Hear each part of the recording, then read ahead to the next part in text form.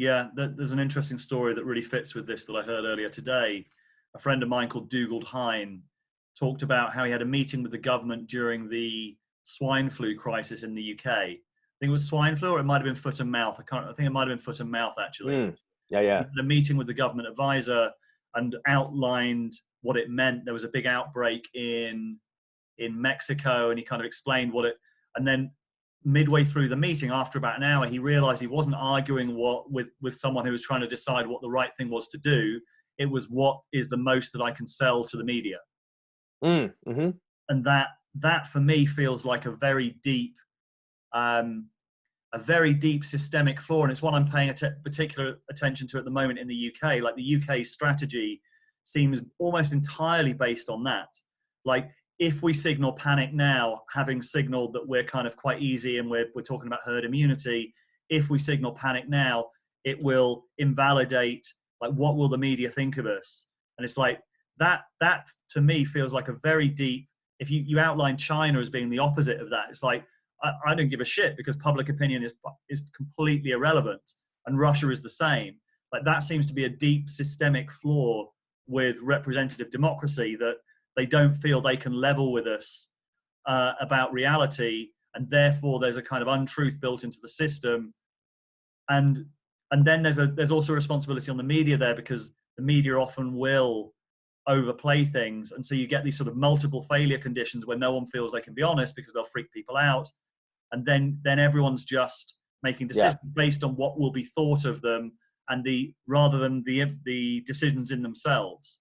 It's like artificiality. Does that work? Is that sort of, you've mentioned Baudrillard's idea of simulation, simulacrum. Is that the process that he talked about? Well, he doesn't talk about the reverse, but he does definitely talk about that. Yeah, and I think that's right. That's a very good frame. I mean, it's a little bit philosophically intense to use as a frame, but yeah. So, but I think we can actually make it reasonably, again, concrete. And actually, you threw out the notion of wartime president, and I think that's a good distinction. There's just a difference between peacetime and wartime. And one of the problems, of course, with peacetime is that this notion of simulation can work. And in many cases, it's actually not necessarily the worst thing to do. There's like an intuition and a practicality of managing the crisis. How do I keep people from panicking? How do I stay in control? It's funny to, like, as I'm saying this at the level of like political sociology, think about it from the level of individual psychology as well. How do I stay in control? How do I make sure that the things that I want to happen the way I want them to happen?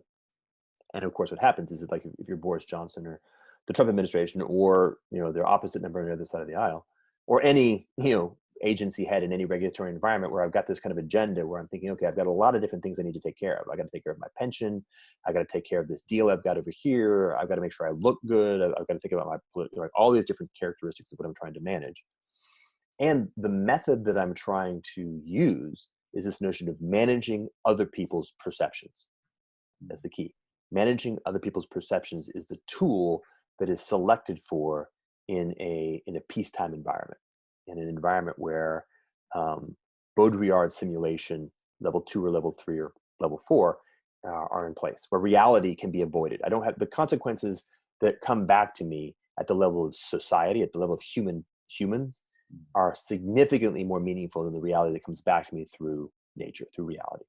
Right? So I think it's worth mentioning, not outlining completely, but just that Baudrillard level 2, 3, and 4 are just increasing levels of artificiality in the system, or deceit and dishonesty. Call it like almost like distance from nature, and an embeddedness of increasingly kind of things that are dominated by by how humans do things. So you might imagine, like, I'm somebody who lives out in the woods by myself, and my pipe breaks.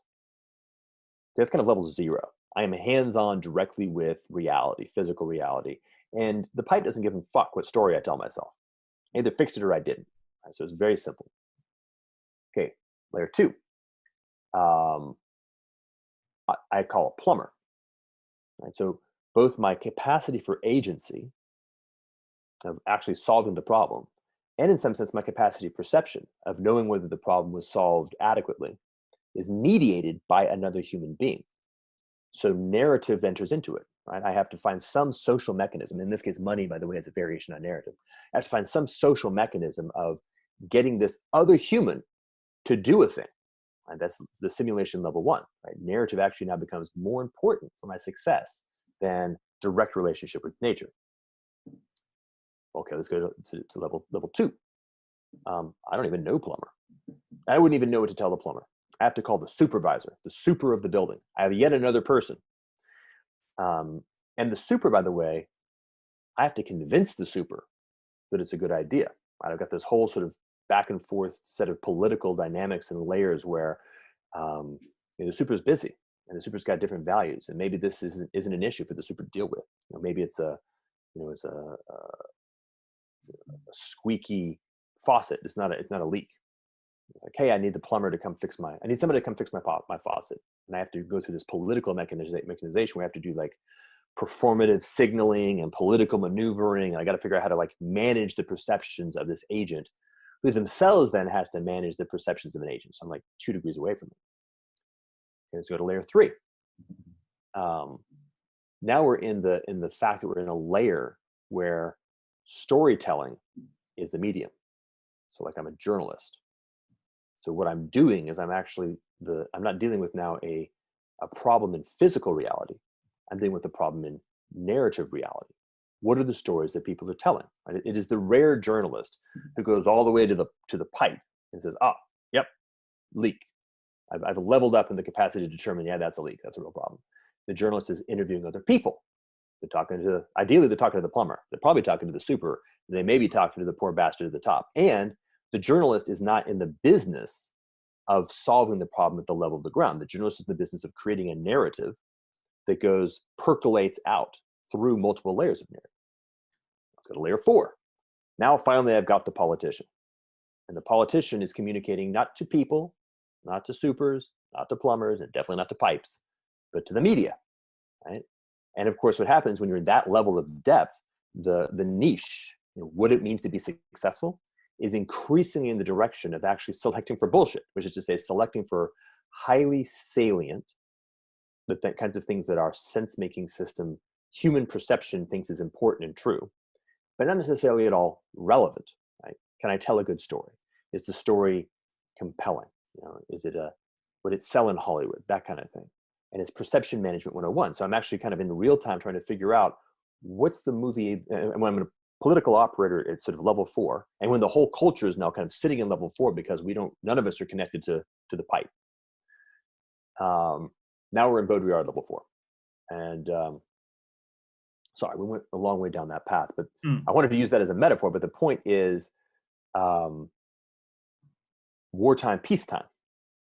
So in the peacetime army, and by the way, peacetime civilization, the peacetime country, this movement towards this top of the stack, toward deeper into the Baudrillard environment, it can be done. Right? You can kind of, you can be more successful. You will be more successful virtue signaling than being virtuous. If other people believe I'm a hero, is much more important than whether I am a hero. And by the way, if I am a hero, if I blow the whistleblower, I might just be thrown in jail. Right? So bizarrely enough, actual virtue is oftentimes punished and virtue signaling is oftentimes rewarded. And this is what creates corruption in the choice-making system. War, in this metaphor, and war practically in many cases, is when reality comes rushing back to hit you in the face. And it's that moment of clarity level of the simulation. The general who is very, very good at spinning things to make himself look good, but at the end of the day is incompetent. And I don't know if you know the history of World War II, but manages the Battle of Kasserine Pass, where the American army for the very first time met the German army in North Africa and got fucked. Well, a whole bunch of dead people and burned down tanks is kind of hard to spin. When people care, they're paying close attention. They're like, oh shit, like, no, you fucked up, dude. You must be a shitty general. And this could actually, that you kind of do that forward projection. Oh shit, this could actually end up with like the Germans winning the war. This would be a bad thing. Like you can actually, I don't like the consequences of having shitty generals right now. I need to stop having shitty generals. Oh, how do I get rid of shitty generals? Right? And so you begin to relearn the process of, at the end of the day, you actually have to know whether or not the pipe's going to burst and try to fix it. Right? So kind of these cycles of, at a metasystemic level, of going through a process of kind of going into the simulation and separating virtue and virtue signaling, and then coming back from the simulation and rapidly learning that virtue signaling is oftentimes the best virtue signalers are almost certainly the least virtuous people, because they've been optimizing for simulation. And the most virtuous people oftentimes are awkward fucking virtue signalers. They look shitty, but they're actually really good. And so reorienting your capacity to make that discernment, and then making your choice go, you know what? People who are actually engaging in personally damaging heroic activities have to be supported and rewarded. Otherwise, we're all going to go down with the ship. That's that evolution.